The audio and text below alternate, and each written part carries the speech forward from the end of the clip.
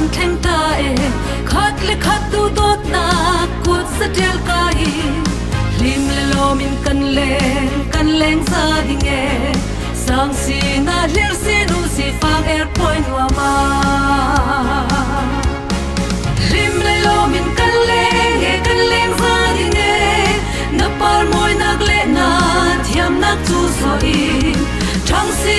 thang sin se mun ki prang ki pa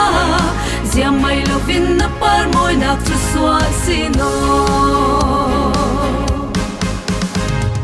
mun ki pram ki pumi nu le pa u le na kan le nak chu dang in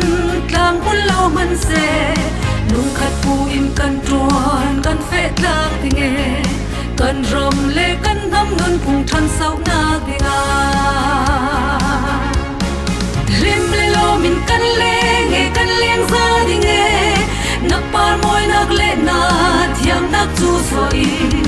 thang sin se mun ki pram ki pa zia mai lo vin na par moi nak chu so si no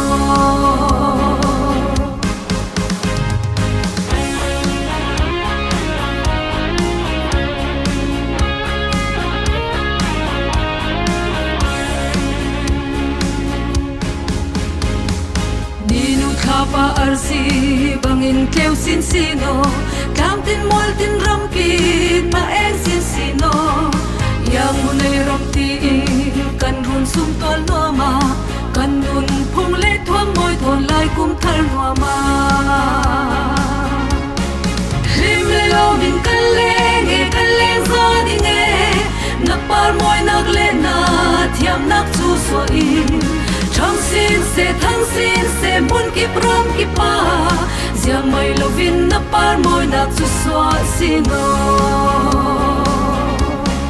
lim le lo min kan leng za ding e na par moi nak le na thiam nak chu so in thang sin se mun ki pram ki pa zia mai lo vin na par moi nak chu so si no